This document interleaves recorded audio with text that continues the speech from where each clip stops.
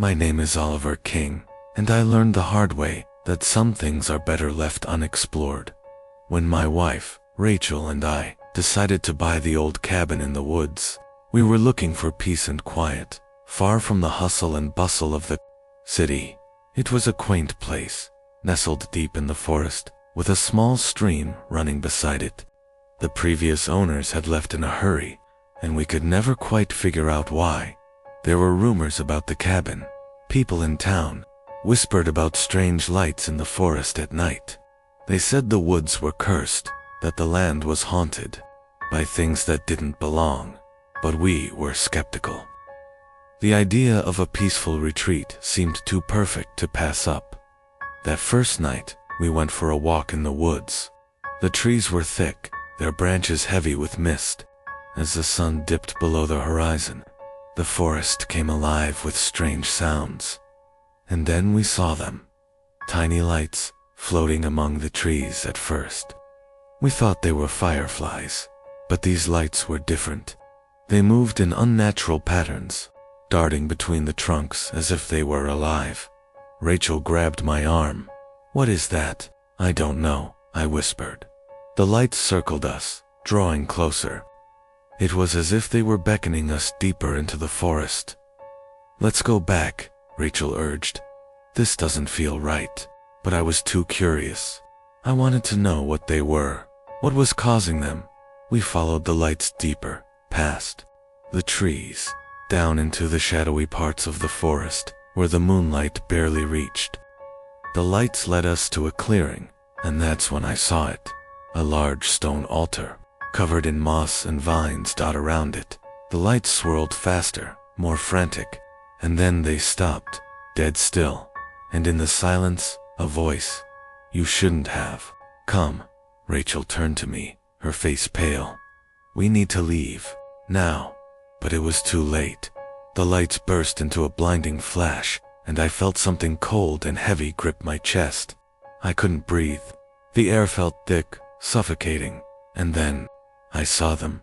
Figures, shadowy and indistinct, standing at the edge of the clearing. Their eyes glowed faintly, like the lights. They were watching us.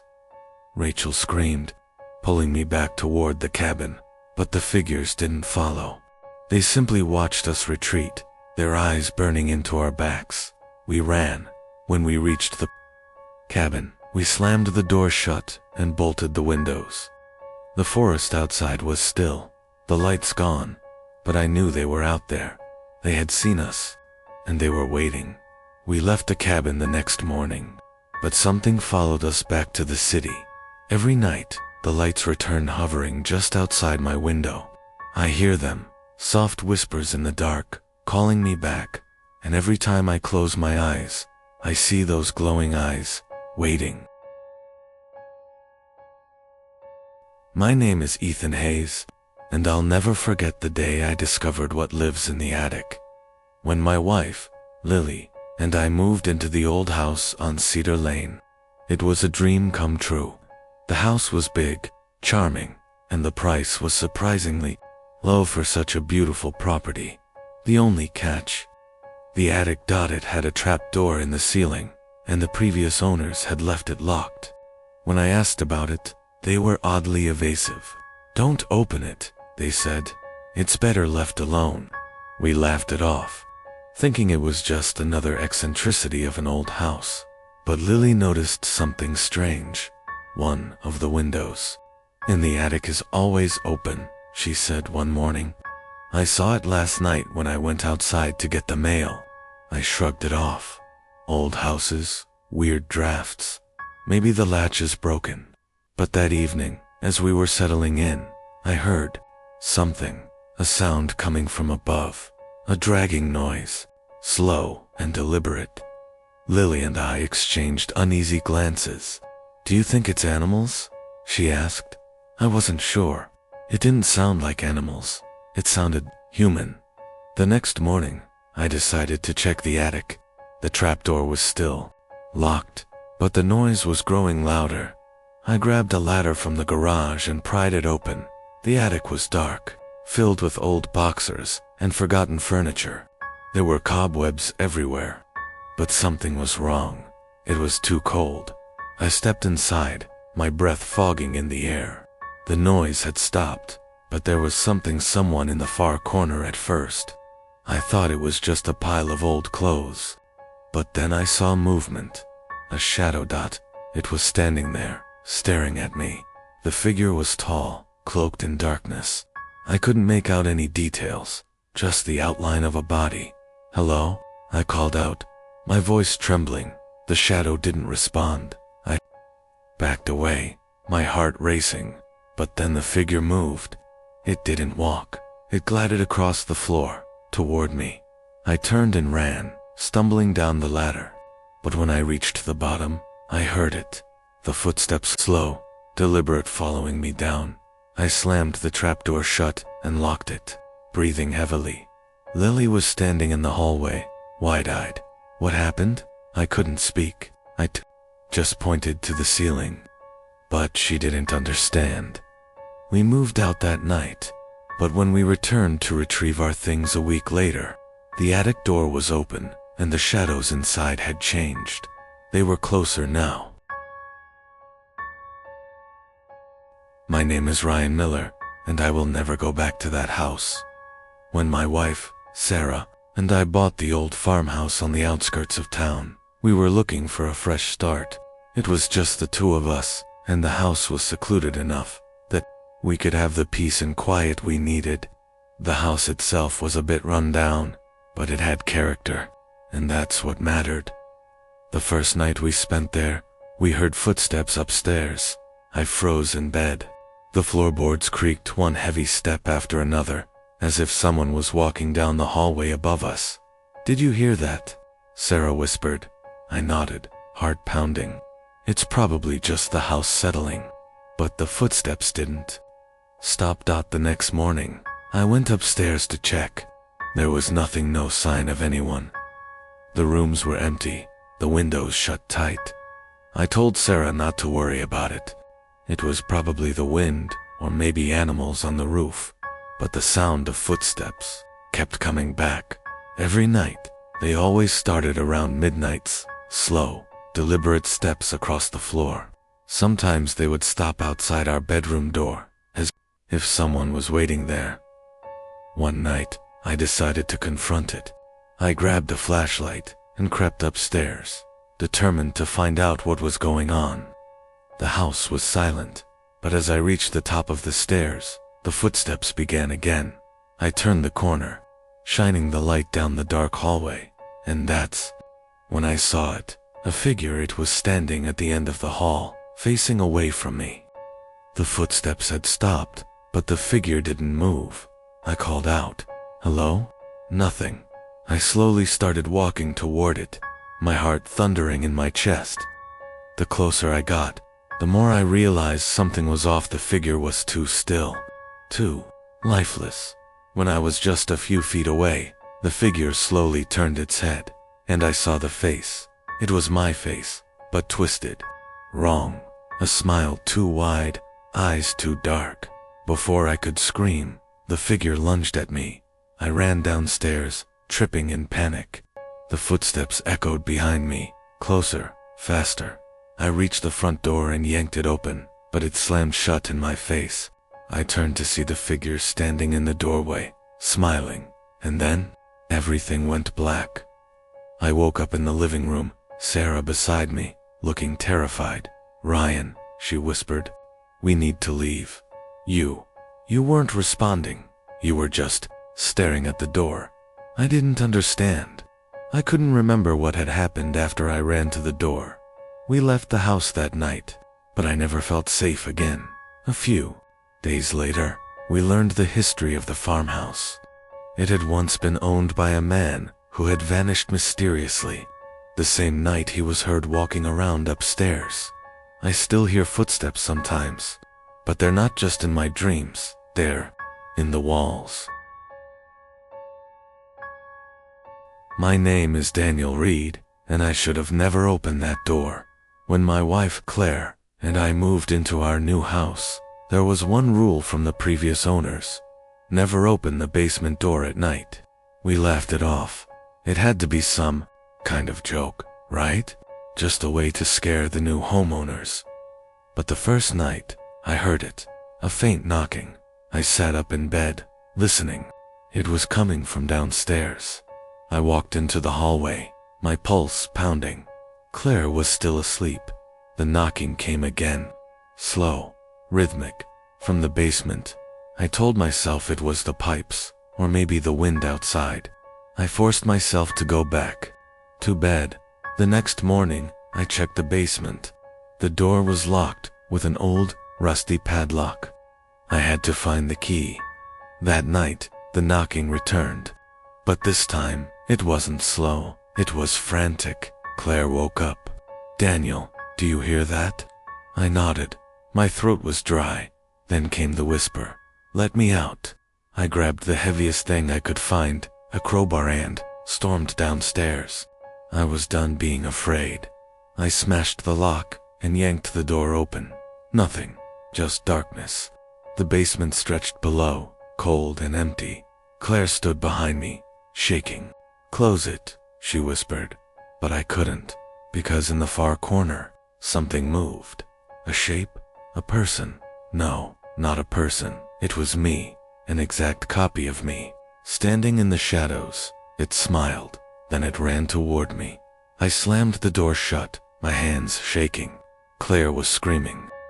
I fumbled with the broken lock, trying to keep it closed. From the other side, there was only silence. Then, in a voice that was exactly like mine, "Let me out." We left the house that night. The next morning, I went back alone, determined to understand what had happened. But when I reached the basement, the door was sealed shut, like it had never been opened. My name is William Carter, and I still don't understand how a house can change itself. When my wife, Laura, and I moved into the old house on Pine Hollow Road, we thought we had found a hidden gem. It was an old Victorian, slightly run down, but full of potential.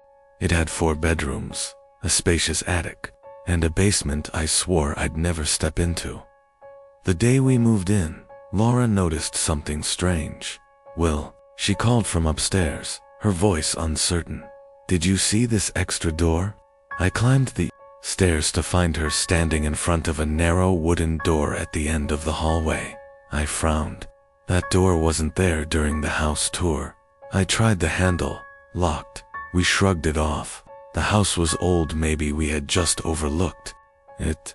That night, I woke up to creaking floorboards. I turned to Laura, but she was sound asleep. Then I heard it. A soft knock, coming from inside the locked room. I held my breath, waiting. Nothing, just silence. The next morning, I grabbed a crowbar and pried the door open. Behind it was a small, empty room, dust-covered wooden floors. No windows, just 4 walls. But something felt wrong. Laura stepped inside and shivered. "It feels colder in here," I nodded. It was at least 10 degrees cooler than the rest of the house. A faint, damp smell clung to the air like rotting wood. That night, we heard the knock again. Louder this time. Laura squeezed my hand. "We should leave." I wanted to agree, but something about the room fascinated me. It shouldn't have been there. The blueprints didn't show it. The house tour didn't include it. It had appeared. The next day, I measured the hallway. I pressed against the walls. If this room existed, something else in the house should have been smaller. But everything checked out, and then Laura screamed. I ran upstairs to find her standing in front of the room. The door was open again, and inside, there was furniture, an old rocking chair, a dresser, a child's bed, covered in dust. I stepped inside, heart hammering. The air was thick, with something unseen. Then I saw it. Scratches on the floor, like someone had been dragged. We left that night. When we returned the next day with a real estate agent, the door was gone. Just a smooth wall, as if the room had never existed. My name is Christopher Lane, and I no longer trust reflections. When my wife, Anna, and I moved into our new house. Everything felt normal at first. It was a cozy suburban home, nothing too fancy, but perfect for starting our family. The only thing we found strange was the mirror. It was built into the hallway wall, floor to ceiling, and it wouldn't budge. The previous owners had left it behind, claiming it was part of the house's original structure. At first, we barely noticed it, but soon, little things started happening. The first time I felt uneasy was when I walked past the mirror late. One night, I swear I saw my reflection move wrong. Just a fraction of a second behind me, like it was lagging. I blamed it on exhaustion. Then Anna mentioned something strange. "Chris, did you notice the mirror?" she asked one evening. "What about it?" She hesitated. "Sometimes, I think I see something else in it. Behind us." I laughed it off. "It's just our minds playing tricks." But I wasn't laughing a week later. One night, I got up for a glass of water. As I passed the mirror, I saw myself, but something was off. My reflection wasn't looking at me. It was staring at Anna, asleep in our bedroom. A cold chill ran through me. I waved my hand. My reflection followed. But when I stepped forward, it didn't move immediately. It hesitated, like it was thinking. I didn't tell Anna. The next day, she screamed. I ran to find her standing in front of the mirror, pale as death. "Chris, look." On the surface of the glass, near the bottom, were smudged fingerprints, small ones, like a child's. We didn't have kids. That night, I covered the mirror with a blanket, but around 3 a.m., I woke up to a rustling sound. The blanket was on the floor, and my reflection was smiling. I grabbed Anna, and we left the house that night. When we returned with a contractor to remove the mirror, he looked at us like we were crazy. "There's no mirror here," he said. I turned, my heart pounding. The wall was bare, no mirror, no frame, just smooth plaster, like it had never existed. My name is Jonathan Hayes, and I still don't know if what happened to my family was real or if we were just losing our minds. When we moved into the house on Briarwood Lane, everything felt perfect. It was a quiet neighborhood. The house was spacious, and my wife, Emily, was excited to start fresh with our daughter, Sophie. The only strange thing, the previous owners had left in a hurry, abandoning furniture, clothes, everything. At first it was little things, faint scratching, sounds inside the walls, a door that wouldn't stay shut, lights flickering. Then, Sophie started talking to someone. "She lives in the walls," she said one night at dinner, completely casual. Emily and I froze. "Who does, sweetheart?" Emily asked. "The girl." I forced a chuckle. "An imaginary friend, huh?" Sophie shook her head. "She's real, and she's trapped." I didn't sleep that night. A few days later, we heard its soft whispers coming from the vents. It sounded like a child's voice, too faint to make out words. I told myself it was just old pipes, but deep down, I knew better. One night, Sophie woke up screaming. We ran to her room, but she wasn't in bed. She was standing in the corner, facing the wall. "Sophie." Emily's voice was shaking. "She wants me to help her," Sophie whispered. "She says you won't listen." I grabbed Sophie and carried her out of the room. We needed to leave, but the house didn't want us to. As I reached the stairs, every door in the house slammed shut at once. The lights flickered violently. A deep, groaning sound echoed through the walls, like something waking up. Then the whispers turned into screams. Emily covered her ears, sobbing. Sophie clung to me, whispering, "She's angry." Desperate, I grabbed a crowbar and ran to the basement. If something was inside these walls, I was going to find it. I smashed through the drywall, coughing as dust filled the air, and then saw it, a small, wooden door.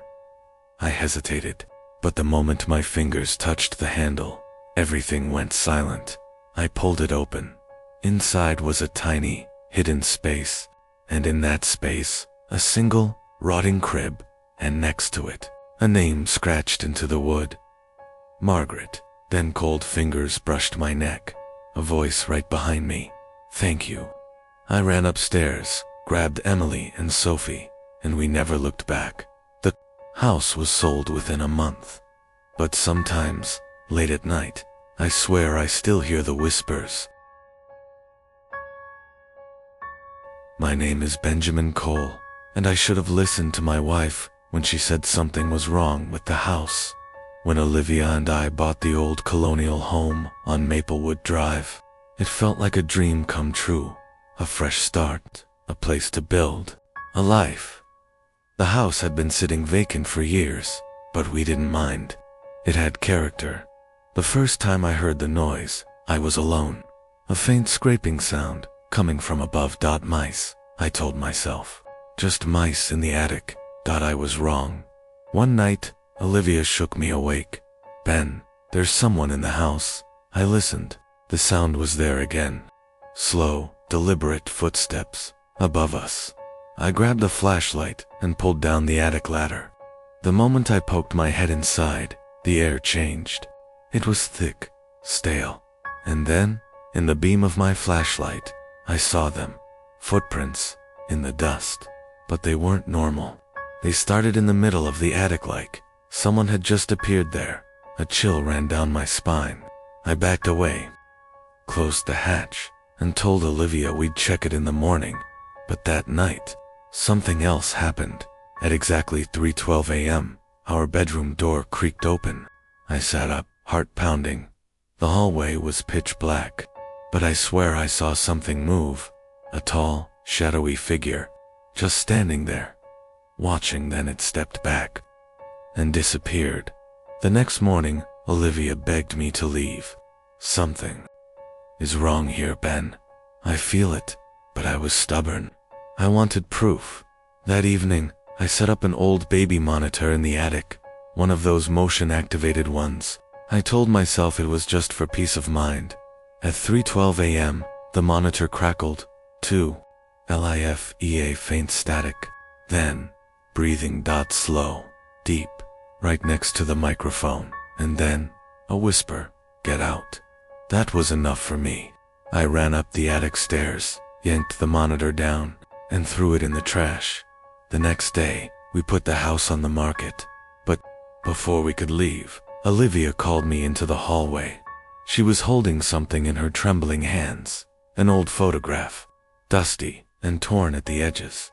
It was a family, a man, a woman, and their child standing in front of our house, and behind them, barely visible in the attic window, was a tall, shadowy figure, watching.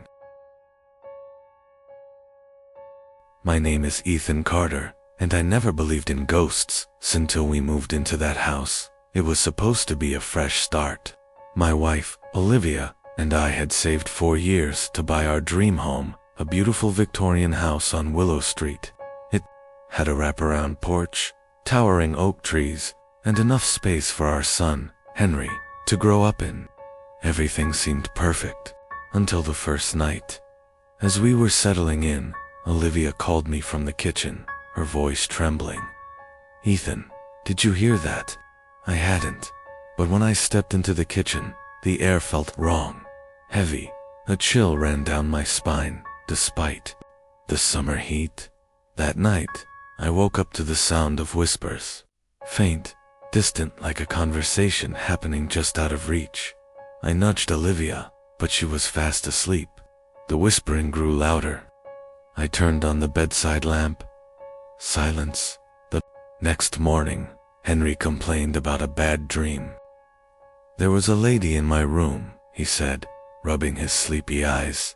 "She was crying." Olivia and I exchanged uneasy glances, but we brushed it off. Moving was stressful. Maybe it was just his imagination. But the noises got worse. Doors creaked, open on their own. We heard footsteps pacing in the hallway at night. Objects weren't where we left them. And then, Henry changed. He became withdrawn, staring at something only he could see. When we asked what was wrong, he'd shake his head and say, "She's sad." One night, I woke up to the sound of the baby monitor crackling with static. Then, a voice, "Henry." I bolted upright, heart pounding. I ran to his room. The moment I opened the door, the temperature dropped. Henry sat up in bed, his eyes unfocused. "She wants to leave," he whispered. That was the last straw. The next day, I went to the local library and searched for any information on the house. What I found made my blood run cold. In 1923, a woman named Eleanor Wren had lived there with her husband. He was abusive. One night she tried to run away, but he locked her in the basement. She was never seen again. The house had changed owners multiple times, each reporting strange occurrences before abandoning it. Determined to end this nightmare, I went to the basement. The air was thick, suffocating. I searched every corner until my flashlight caught something, a small, bricked-up section of the wall. My stomach twisted. I grabbed a hammer and started chipping away at the bricks. The stench hit me first. And then, as the dust cleared, I saw it. A skeletal hand, curled, as if reaching for help. A cold breath brushed against my ear. "Thank you." A rush of wind nearly knocked me over, and just like that, the house felt lighter, warmer. That night, Henry slept peacefully. The whispers were gone. We moved out a month later. I never told Olivia what I found in the basement. Some things are better left buried. My name is Daniel Wright, and I never should have ignored the warning about the room. When my wife, Claire, and I bought the old farmhouse on the edge of town, we thought we had found the perfect home for our daughter, Lily. The house was beautiful, wide, open fields, a wraparound porch, and enough space for Lily to play. But there was one thing that felt off. The house had a small windowless room at the end of the hallway upstairs. The previous owner had sealed it off, saying it was best left alone. I thought it was just superstition. So, on the first day, I broke down the wall and turned it into a playroom for Lily. That was the first mistake. That night, we heard soft tapping sounds coming from the room, like tiny fingers drumming against wood. I went to check, but it was empty. The next day, Lily started talking to someone. "It's just my friend," she said, her little hands braiding a doll's hair. Claire and I exchanged nervous glances. "What's your friend's name?" I asked. Lily looked up, her face serious. "She doesn't have one." The room grew colder each night. Shadows stretched in ways they shouldn't. Objects moved when no one was looking. Then Lily changed. She stopped sleeping in her bed, choosing instead to sit in the playroom for hours, whispering. When Claire tried to bring her out, Lily screamed. I had never heard a sound like that come from my child. One night I woke up to a sharp cry. I rushed to Lily's room, only to find her sitting up in bed, eyes wide with terror. "She doesn't want you here?" she whispered. I turned toward the doorway and felt my blood turn to ice. The playroom door was wide open. A dark figure stood inside. Not moving, not breathing, just watching. I slammed the door shut and grabbed Lily, running to our bedroom. Claire saw my face and didn't ask questions. The next day, I called the previous owner. "She's still there, isn't she?" the old man muttered. I demanded to know what he meant. "There was a little girl," he explained. "A long time ago. The family who lived there locked her inside that room when she got sick. They never let her out. She died in there, and she doesn't like to be disturbed." I felt sick. I had broken down that wall. I had let her out. That night, we packed our bags. But as we were leaving, Lily turned to look back at the house, her face blank. "She says you can't leave," she whispered. The door slammed shut behind us. My name is Aaron Peterson, and I should have never gone near the treehouse again. When my parents bought the old house on the hill, they didn't tell us much about the history. They were more focused on the quiet setting, the space, and the overgrown garden that needed work. There was a large treehouse in the backyard, almost hidden by the thick branches of an ancient oak tree. At first, I thought it was just a part of the house's charm, an old relic that would add some character to our new life. But my sister, Lucy, was obsessed with it from the start. She'd spend hours in the treehouse playing with her dolls and speaking to herself. I never paid much attention to her stories, dismissing them as childish imagination.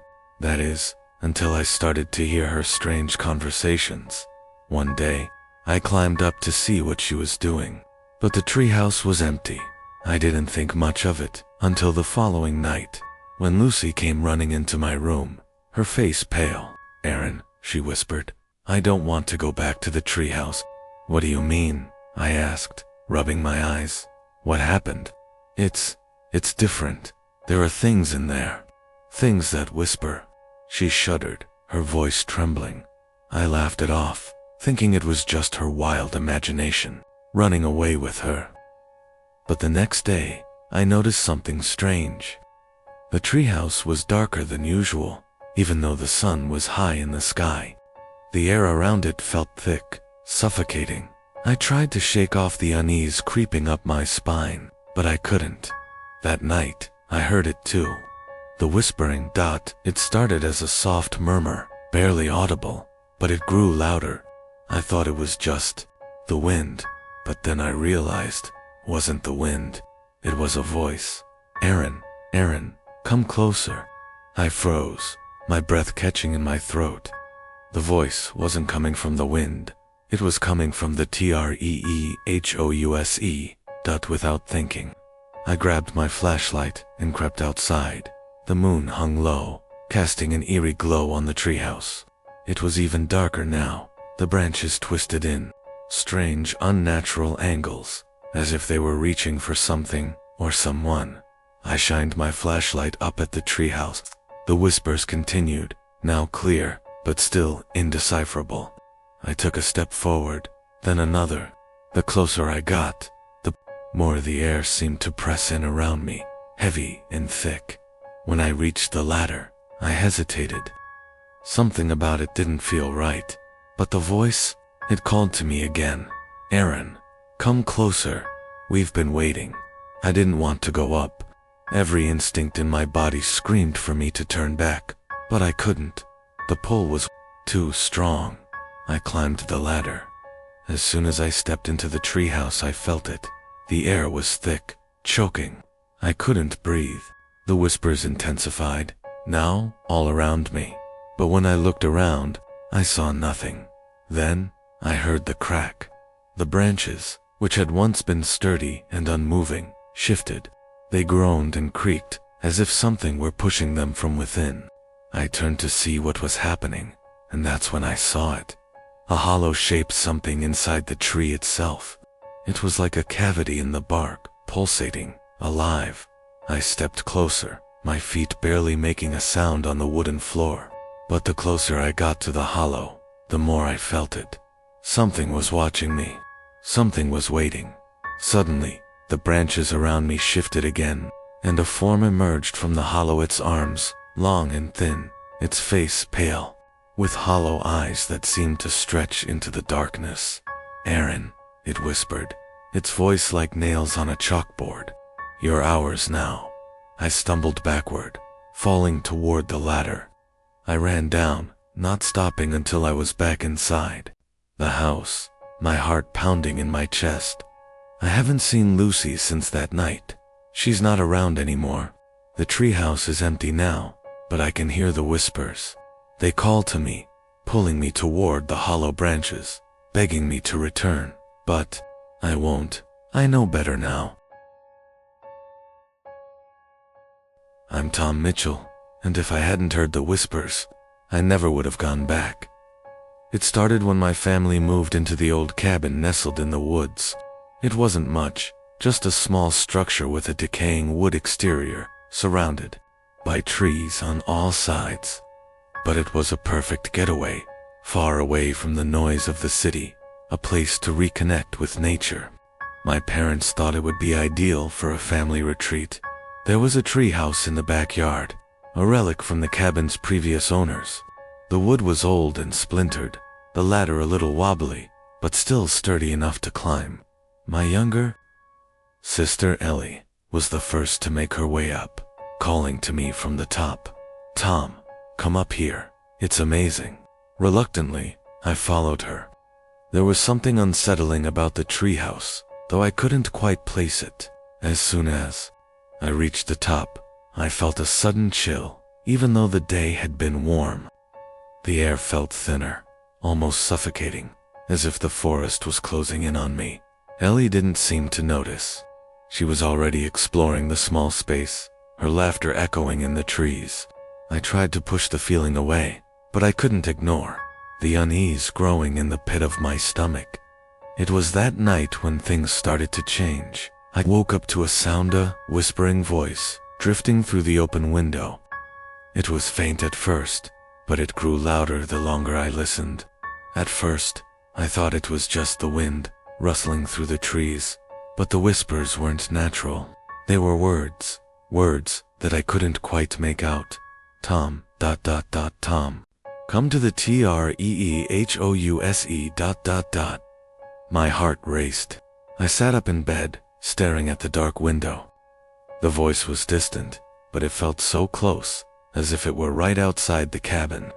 I tried to shake it off, but the whispers continued, each time louder and more insistent. I couldn't sleep, so I decided to investigate. I grabbed a flashlight and slipped out of the house, the cold night air sending shivers down my spine. The whispers grew louder with each step I took toward the treehouse. I reached the base of the tree and looked up. The treehouse stood there, looming in the darkness. I could barely see the outline of it, but I could feel the presence. The whispers were no longer faint, they were clear now, calling my name. Tom, Tom, come to us, I don't know why I did it, but I climbed the ladder. Step after step, I forced myself upward, even though every instinct told me to turn back. When I reached the top, the whispers stopped, and then I saw it. A figure stood in the corner of the treehouse, half hidden in shadow. At first I thought it was Ellie, but the figure was too still, too unnaturally still. I stepped closer, and that's when I saw its face, or what was left of it. It was pale and gaunt. Its skin stretched tight over hollow bones. Its eyes were wide and empty, as if they had been drained of all life. I stumbled back, my breath caught in my throat. The figure didn't move, but it tilted its head slowly, as if studying me. The whispers returned, now louder than ever. Join us. I ran. I didn't stop until I was back inside the cabin, heart pounding in my chest. I haven't been back to the treehouse since. Every time I close my eyes, I can hear the whispers in the wind, calling me back. But I know better now. I know that some places are meant to be left alone, and the treehouse. It's not just a treehouse. It's something else. My name is Jenna Clark, and I'll never look at a treehouse the same way again. We had just moved to the countryside, away from the bustling city life. My parents thought it would be the perfect place for us to relax and reconnect as a family. Our new house was charming, an old farmhouse surrounded by dense woods. It felt like something out of a storybook, and I was excited to spend the summer exploring. The treehouse was the first thing my little brother, Ben, fell in love with. It was built high in a towering oak, its wooden planks weathered and faded from years of exposure to the elements. It was a bit rickety, but Ben didn't seem to mind. He'd run up there every chance he got, calling to me from above to come play. I avoided it at first. There was something about the place that unsettled me. Maybe it was the way the branches of the trees seemed to twist unnaturally, or how the house seemed to stand out of place in the middle of the forest. But eventually, I gave in. One evening, after dinner, Ben practically dragged me to the treehouse. He was giddy, bouncing with excitement. "Come on, Jenna. It's fun up here," he begged. I followed him reluctantly. still feeling a sense of unease as we climbed the wooden ladder. The air smelled damp, like moss, and the light was fading fast. We entered the small, cozy space, the floorboards creaking under our weight. I wasn't there long before I started to feel it. There was something wrong. The air felt thick, heavy, and the space felt smaller than it had when I'd been up there before. My skin crawled. I tried to shake it off, but I couldn't ignore the sensation that we weren't alone. Ben seemed oblivious to my discomfort. He was at the far end of the treehouse, staring out at the woods. His back was to me, and I heard him whisper something. I thought he was talking to himself, but then I realized he wasn't alone. "Ben," I called, my voice trembling slightly. He didn't respond. I stood up, walking over to him, but as I did, I saw them eyes, two glowing, yellow eyes staring at us from the shadows. They were high up, near the rafters of the treehouse. At first, I thought it was just a trick of the fading light, but no, these eyes blinked. They were watching us, unblinking and unblinking. My heart skipped a beat. "Ben, we need to go. Now," I said, my voice low but firm. Ben didn't move. He was still, staring out the window, his hands pressed against the glass. It was like he couldn't hear me at all. I rushed over to him, grabbing his shoulder. "Ben, let's go." But as I turned him around, I saw it. There was something standing behind him. It was tall, its shape distorted by the shadows, but its face was clear. Its features were twisted, no nose, no mouth, just hollow, dark eyes that stared at me with a hunger I couldn't describe. I shoved Ben toward the ladder. "Get down, now," I screamed. We rushed down the ladder, and as I looked up at the treehouse, I saw the figure in the window still watching. We didn't go back to the treehouse after that. My parents thought we were just scared of being up high, but I knew better. The eyes were still there, and they were still watching. I'm Owen Bailey, and there's something I'll never forget about that. TREEHOUSE. When we first moved to the house in the woods, I was excited. It was a fresh start, a chance to escape the chaos of city life. My brother, Nathan, and I had spent weeks exploring the forest, discovering hidden trails, and just soaking in the peace that surrounded us. The treehouse was a perfect addition to our new home, built high up in a tall pine, far away from anyone's reach. I remember the first time I went up there alone. I had been avoiding it for a while, convinced that it was just a place for kids to play and imagine, not a place for a 14-year-old like me. But one afternoon, I decided to check it out. I climbed a ladder and sat on the wooden floor, looking out over the forest. It was quiet, too quiet. The trees were still, and the air was thick with the scent of pine. I could hear nothing but the occasional rustle of leaves. But then I noticed something strange. Carved into the wood of the floor was a message. At first, I thought it was just the typical graffiti that kids leave behind. But as I leaned closer, I saw that it was different. The words were jagged, uneven, and the carving wasn't new. It had been there for years, maybe decades. The message read, "Don't let them in." It sent a chill down my spine. I ran my fingers over the words, but there was no indication of who had written it. My mind raced with questions. Who had been here before? What did it mean? I tried to brush it off, telling myself that it was probably just some prank. But something in the back of my mind told me it wasn't. Something felt wrong. The next few days were peaceful enough. Nathan and I spent more time in the treehouse, playing, talking, pretending. But every now and then, my gaze would drift to that message, and the unease would return, and then it happened. One night, long after we'd gone to bed, I woke up to a strange sound. It was faint, like scratching, coming from outside.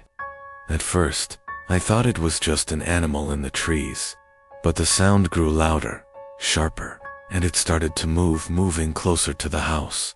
I went to Nathan's room and woke him up. "Do "You hear that?" I whispered. He nodded, his eyes wide with fear. "It's coming from the treehouse." We grabbed flashlights and crept outside, the cool night air sending shivers down my spine. As we reached the treehouse, the scratching sound stopped. Everything was still. But there, on the floor of the treehouse, was something new, a new carving. This one was fresh, recent, and it looked like it had been made with frantic, trembling hands. The message was short, but it sent a shock through me. "There. Here." We didn't wait around. We ran back to the house, heart pounding in my chest. But no matter how fast we ran, we couldn't shake the feeling that something was following us. The feeling that something was just beyond the trees, watching us. We never went back to that treehouse. Years later, after we moved away from the house, I found out that the previous owners had vanished without a trace. They were a family pair, 2 kids, but no one knew what had happened to them. They had just disappeared. I don't know what was in that treehouse, but I know it wasn't friendly, and I know it's still waiting for someone else to read its messages. My name is Alex Harper, and the treehouse was the last place I ever wanted to be. We had just moved into the house at the edge of town, a large, old place surrounded by trees. The first thing my dad did was build me and my sister, Emma, a treehouse. He thought it would be a fun way for us to settle into our new home. At first I loved it. I'd climb up there every day, reading books, playing games, just enjoying the peace and quiet. But as the days went on, I started feeling uneasy. The treehouse was built high in a massive oak tree, its roots stretching deep into the ground. It was sturdy, but the higher I climbed, the more it felt like the air grew heavier. There was a sense of being watched, even when no one was around. One evening, I decided to spend the night up there. Emma wasn't interested in joining me, so I went alone, bringing only a flashlight and a blanket. The wind was blowing softly, and the trees whispered in the distance. I was comfortable at first, lying on the floor of the treehouse, gazing up at the stars. But then I heard it, a faint, hollow sound at first.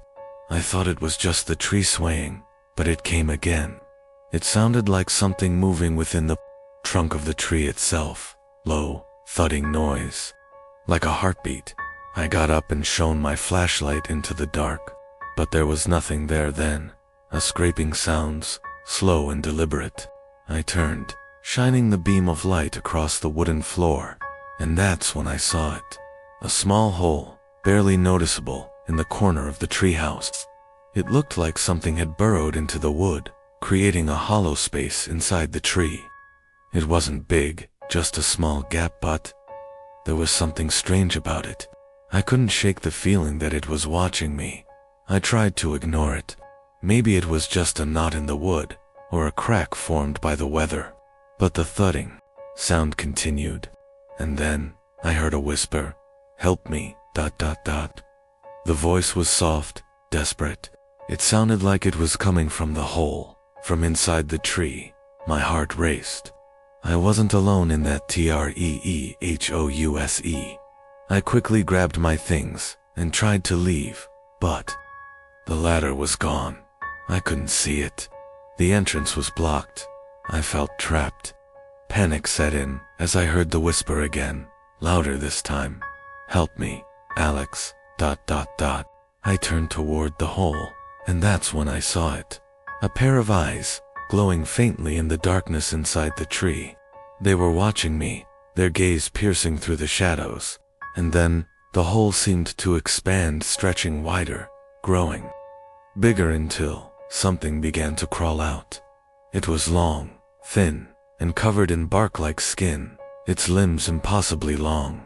It moved with a strange, jerky motion, like it was dragging itself out of the hollow, inch by inch. I screamed, backing away, as the thing emerged from the hole.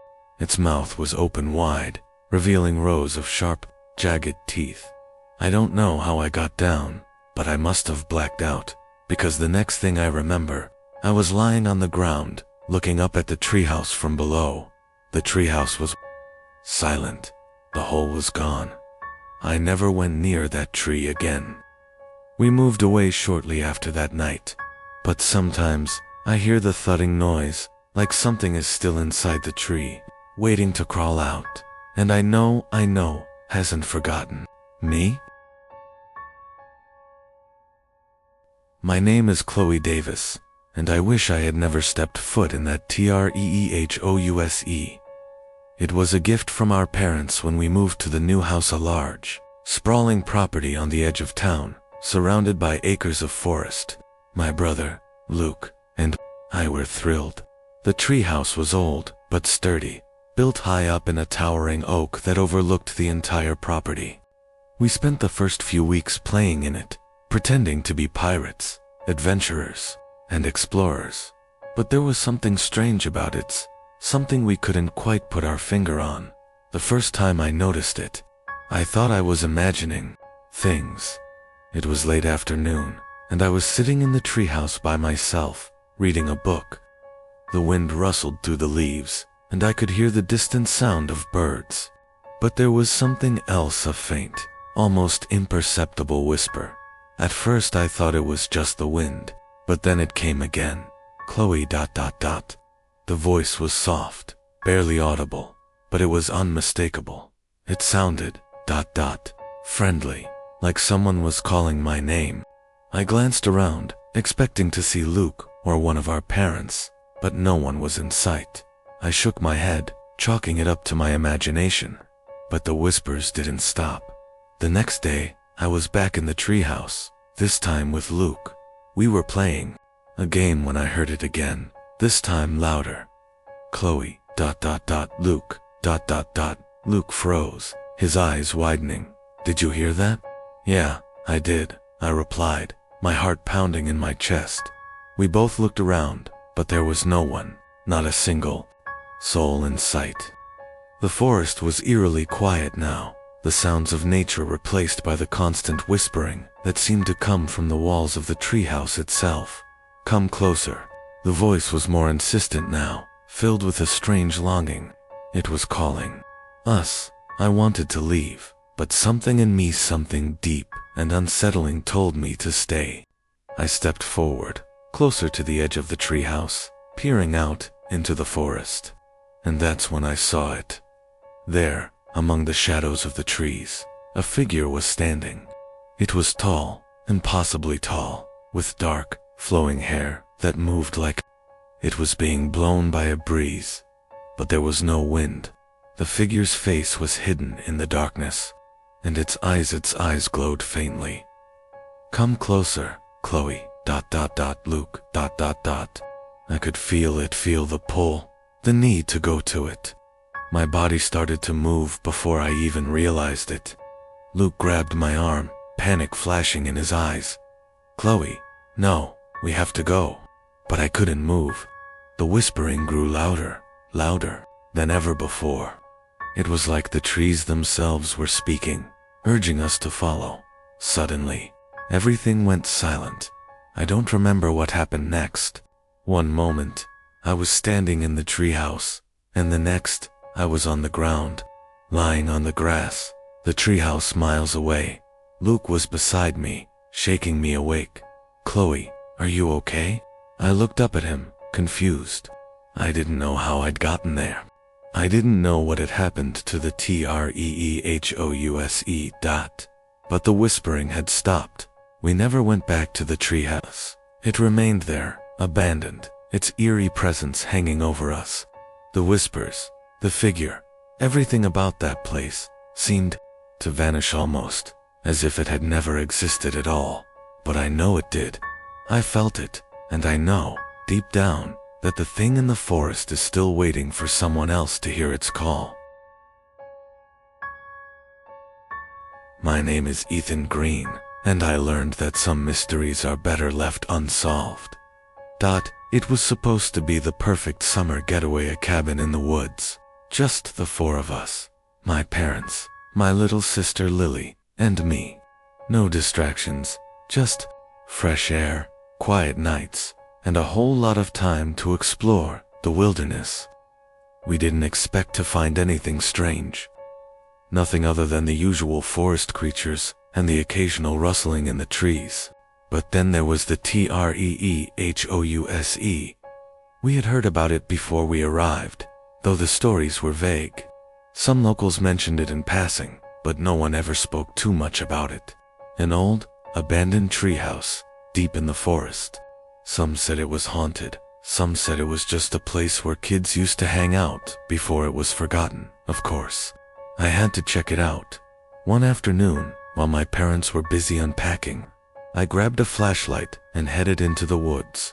Lily tagged along, pestering me about how she wanted to see the treehouse too. It took us a good hour to find it. The treehouse wasn't on any trail, hidden deep among the thick branches of an ancient oak. When we finally found it, it looked like something out of a nightmare. The wooden platform was weathered and cracked, the walls covered in moss, and the ladder leading up to the door creaked as though it had been neglected for years. The air around it felt heavy, charged, like something was waiting for us. Lily grabbed my sleeve. "I don't like it here, Ethan," but I wasn't scared. I was intrigued. I told her to wait below and climbed up to investigate. When I stepped into the treehouse, a chill ran down my spine. The place was empty, but there was something about it that didn't feel right. The floorboards were uneven, the windows cracked, and the walls were covered in strange, twisted drawing symbols that looked almost like they were scratched into the wood with claws. I pulled out my flashlight, sweeping the beam across the room. That's when I saw them dot eyes. At first I thought it was just the reflection of my flashlight in the dark corners of the treehouse. But as I looked closer, I realized there were hundreds of eyes, dozens of them, all staring back at me from the walls, the floor, even the ceiling, and they were moving. Slowly, they shifted, following my every movement. I froze. My heart began to pound in my chest as the eyes grew larger, more intense, like they were alive. Some blinked, others narrowed as though they were watching me closely. "Ethan." I turned to see Lily standing below, her voice shaky. "What's going on up there?" But I couldn't respond. I couldn't take my eyes off the walls. I stepped back, my breath coming in short gasps. As I moved, the eyes followed me, all of them tracking my every step. I reached for the ladder, but then I heard something, an eerie whisper. "Stay with us, ... The voice was faint, like it was coming from deep within the walls, from the very wood itself. I stumbled backward, my foot hitting something that wasn't there. The floorboard beneath me cracked open, and I tumbled to the ground below. Lily screamed. As I hit the dirt, the treehouse now eerily still, the eyes gone. I didn't tell her what I had seen. I couldn't. She was too young, and I didn't want her to be afraid. But that night, as we sat around the campfire, I couldn't shake the feeling that I was being watched. I looked into the trees, into the darkness beyond, and I could swear I saw them, the eyes, still watching. We left the cabin the next morning, but I know the eyes are still out there. I can feel them, even now, watching from the woods. And I know I'll never be able to forget the way they followed me, the way they saw me. My name is Michael Wells, and I'll never forget the shadow that followed me that summer. We'd just moved into a new house, one tucked far away from the bustle of the city. It was on the outskirts of town, surrounded by dense forest. My sister, Grace, and I were excited. There were so many new places to explore. The best part, the giant treehouse at the edge of our yard. It was a bit worn and covered in ivy, but it was ours. I spent hours up there every day, enjoying the peace and the solitude. But as time passed, I started noticing something strange. The shadows. It wasn't just the way the sunlight filtered through the trees and cast long shapes on the floor. It was the shadows that didn't belong, that moved when they shouldn't have. At first, I thought it was my imagination, maybe the trees swaying in the breeze, or the creaking of the wooden beams. But as the days went on, I started to feel like I wasn't alone in that treehouse. It started small, just a shift in the corner of my eye, a shadow darting out of view before I could focus. But the more I ignored it, the more persistent it became. One evening, as the sun began to set, I climbed up to the treehouse with Grace. We were going to play games and enjoy the cool evening air, but as soon as I stepped inside, I felt a presence. The shadows were thicker now, pressing in from all sides. They seemed to move, swirling around the corners of the treehouse. The walls felt suffocating, and I could see dark shapes flickering just outside my line of sight. Double quotes, Michael. ... What's wrong? Grace's voice trembled as she noticed the sudden change in the atmosphere. I don't know, I whispered, my breath catching in my throat. Something's not right. That's when I saw it. In the far corner of the treehouse, a shadow took form. It wasn't just a shape anymore. It had depth. It had substance. It was standing there, tall and unnaturally thin, its elongated arms stretched out toward me. Its face was hidden in the darkness, but I could feel its gaze, empty and full of malice. I froze. Grace, sensing my panic, grabbed my arm. Let's go back inside, Michael. But as she turned to leave, the door slammed shut with a violent bang. The shadow didn't move. It just stood there, watching. Then it spoke. Stay with me. The voice was deep, gravelly, like something ancient, and it sent a wave of terror through my entire body. I tried to move, to scream, but I couldn't. My body felt paralyzed, locked in place by the coldness in the air. Grace was tugging at the door, her eyes wide with fear. Michael, we need to get out of here.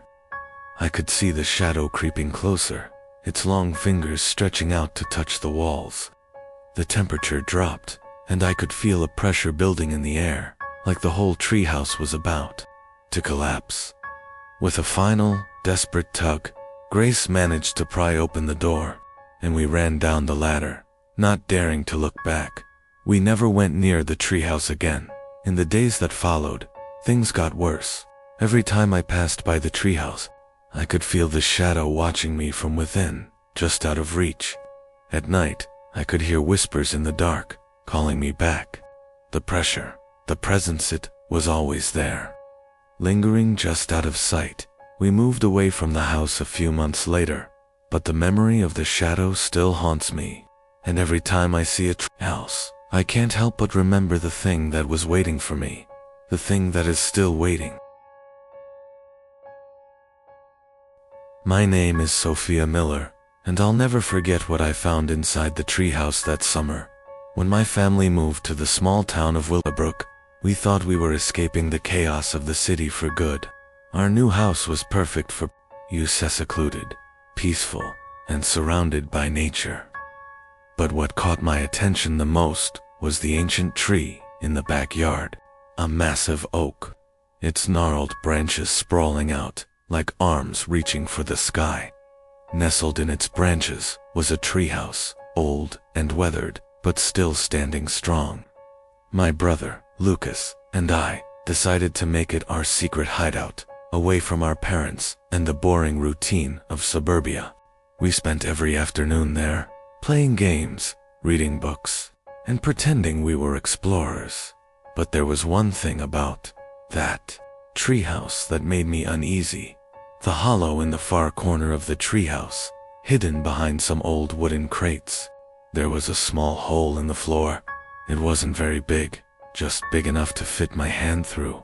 I tried to ignore it at first, thinking it was just a gap in the wood, but it always seemed to pull at my curiosity. I couldn't stop thinking about what might be hiding down there. One day, I decided to investigate. I told Lucas I'd be right back, and I knelt down by the hole, pushing aside the crates to get a better look. My fingers brushed against something cold, a small metal latch, hidden in the darkness beneath the floorboards. With trembling hands, I pulled the latch, and the floor beneath me creaked open. What I saw below took my breath away. A narrow, winding staircase. The steps were old and broken, covered in a thick layer of dust, and the air smelled stale. But there was something else, a soft, muffled sound coming from the depths. A low, rhythmic thumping, like something was breathing. I froze. "Sophia, what are you doing?" It was Lucas, his voice faint as he climbed up to the treehouse. I slammed the hatch shut, my heart pounding. I didn't want him to see what I had found. Not yet.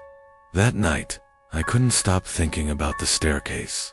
The feeling that something was down there, waiting for me. I had to know what it was. The next afternoon, I went back to the treehouse, by myself. Lucas was busy with his friends, and my parents were napping inside. I grabbed a flashlight and made my way up to the hollow in the floor. I hesitated before pulling the latch again. The noise was louder now, more distinct. With a deep breath, I opened the floor. The stairs creaked as I descended, my flashlight flickering in the darkness. The air grew colder with each step, and I could feel something watching me from below. The thumping noise was closer now, and I could feel my pulse racing. Finally, I reached the bottom. The flashlight beam landed on what looked like a small room carved into the earth. The walls were covered in strange symbols, etched into the stone like ancient runes. The thumping was louder now, almost deafening. And then I saw it. In the center of the room was a large, twisted tree root, pulsing with an eerie green glow. The root seemed to be alive, writhing and shifting in the ground, and from deep inside it, something was breathing slow, labored, and unnatural. "Sophia, ... The voice came from the shadows, deep and guttural. It wasn't human. It was something else, something ancient. I turned to run, but the room seemed to close in around me. The walls were shifting, and the ground trembled beneath my feet. I felt hands cold, skeletal hands gripping at my ankles, pulling me back, toward the tree root. I fought to break free, but the grip was too strong. With one last scream, I wrenched myself loose, scrambling back up the stairs and slamming the hatch shut behind me. I never went back to that treehouse. And as far as I know, no one ever will. The tree is still there, but now it feels different. I can hear the thumping when I pass by it, and sometimes I swear I see shadows moving in the branches. Something is still down there, waiting.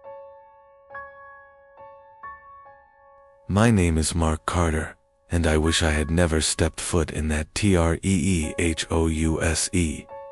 When we first moved to the countryside, my sister Emma and I were thrilled.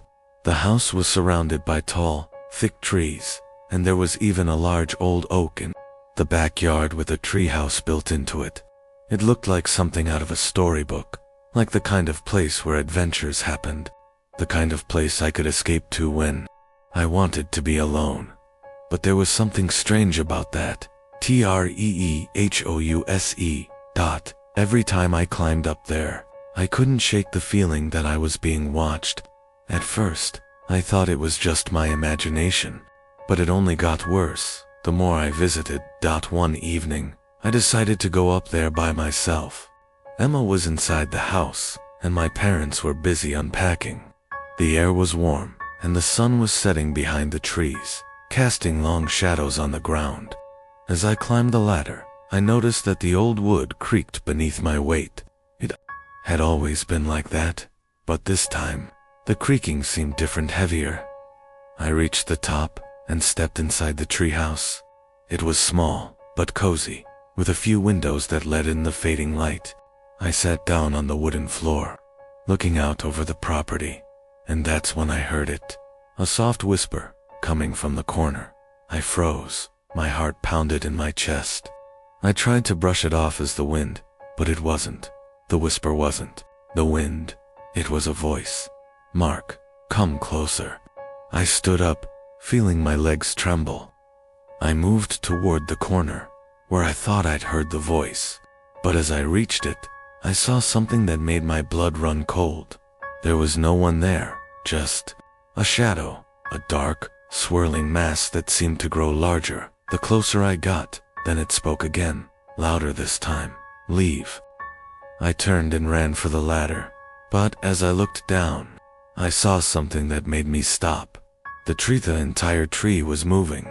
The branches swayed unnaturally, twisting as if something was pulling them, and from the base of the trunk, a figure emerged.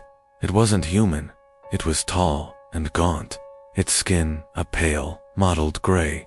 Its eyes were hollow, empty pits of blackness, and its mouth stretched into a twisted grin. "Leave the treehouse, Mark," it hissed. I didn't need to be told twice. I scrambled down the ladder and ran toward the house, not daring to look back. When I got inside, I slammed the door shut and locked it.